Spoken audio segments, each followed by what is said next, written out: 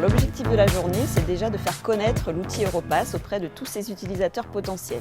Et ils sont nombreux parce que ça concerne aussi bien tous les citoyens que les entreprises, que les établissements. C'est aussi de réunir en région et sur un même territoire différents acteurs d'univers différents.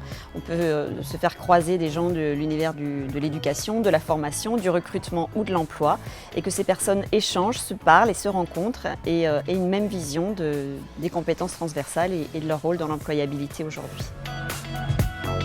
Il n'existe pas une définition précise ou unique de ce que sont les compétences transversales.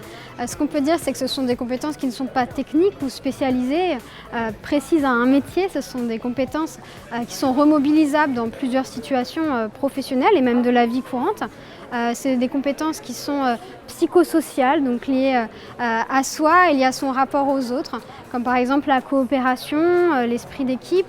On a aussi la persévérance ou la confiance en soi. Pour l'entreprise, les compétences transversales, elles sont très importantes à la fois pour que le collaborateur soit performant dans ce qu'il fait, dans sa capacité à manager aussi d'autres personnes et puis à pouvoir continuer à apprendre tout au long de la vie de manière à s'adapter aux évolutions du métier.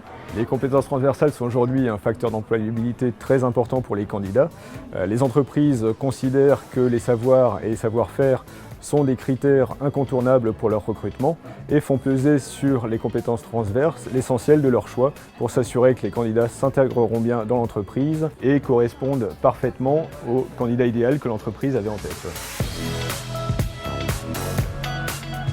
L'objectif de cette journée, c'était aussi de découvrir un petit peu plus d'informations sur les compétences transversales, puis de rencontrer des experts sur la démarche compétences aujourd'hui, lors de cette journée à Strasbourg.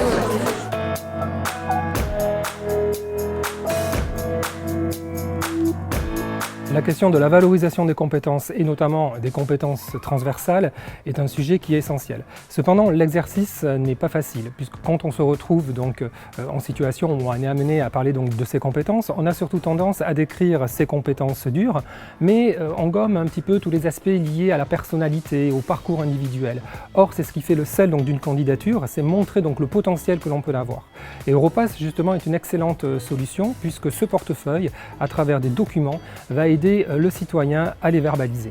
Et le sujet est d'autant plus d'actualité que la Commission européenne travaille à un futur Europass qui est attendu pour 2020, où on va voir apparaître une nouvelle plateforme d'accompagnement pour les compétences.